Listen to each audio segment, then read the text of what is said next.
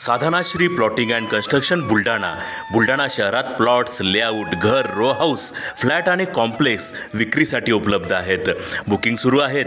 Podar layout, Sadhanashri नगर, Khondewadi, Jambharun layout, Shri Ramlalla नगर इथे booking सुरू आहेत. ऑफिस पत्ता आहे डॉक्टर लद्दड हॉस्पिटल जवळ, पार्लेवार बिल्डिंग समोर, बुलढाणा. आणि संपर्क श्री गणेश सिंग जाधव सर सातगावकर, कार्यकारी संचालक. Phone number 7385 46 66 66.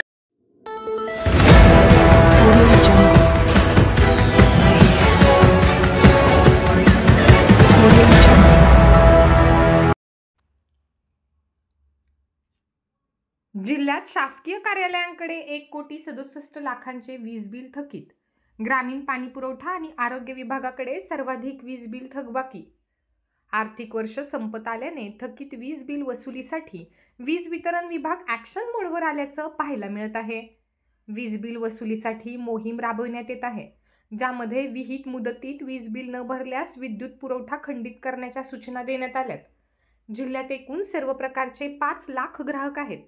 त्यांच्याकडे 118 कोटी रुपये चालू थकबाकी आहे, तर 1,524 शासकीय कार्यालयांकडे 1,67,00,000 रुपयांचे वीज बिल थकले, ज्यामध्ये ग्रामीण पाणी पुरवठा आणि आरोग्य विभागाकडे सर्वाधिक वीज बिल थकबाकी असल्याची माहिती महावितरणकडून देण्यात आली आहे.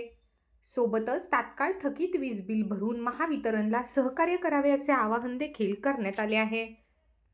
जिल्ह्यात बुलढाणा जिल्ह्यामध्ये एकूण 5 लाख RCI जे ग्राहक आहेत, म्हणजे घरगुती, औद्योगिक आणि वाणिज्य ग्राहकांची संख्या 5 लाख आहे. आणि या 5 लाख ग्राहकांकडे साधारणतः 118 कोटी रुपये आपले चालू थकबाकी जी आहे ती आहे.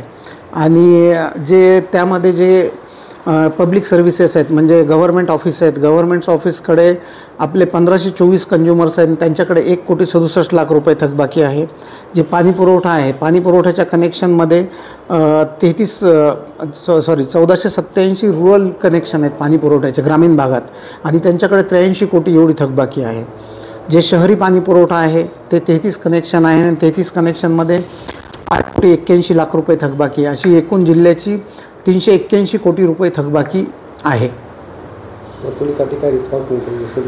आता वसुलीसाठी आपण ग्राहकांना 15 दिवसाची नोटीस देऊन 15 दिवसाचा, म्हणजे त्यांचं बिल ड्यू झाल्यानंतर 15 दिवसाचा आपण पिरियड देतोच नियमाप्रमाणे. पण त्यानंतरही जर ग्राहकाचा रिस्पॉन्स नाही आला तर शेवटी मग आम्हाला प्रत्यक्ष ग्राहकांना भेट देऊन जर त्यांनी बिल द्यायला नकारच दिला तर मग शेवटी वीज पुरवठा खंडित करल्याशिवाय दुसरा पर्याय राहत नाही. सध्या काय आवाहन करायला? आता ग्राहकांना हेच आव्हान आहे की महावितरणनं वीज पुरवठा खंडित करायच्या मोहिमा चालू केलेल्या आहेत पूर्ण रिकव्हरी होण्यासाठी. त्यामुळे प्रत्येक ग्राहकाने त्याच्याकडे जी असलेली थकबाकी आहे ती वेळेत भरावी व महावितरणला सहकार्य करावं.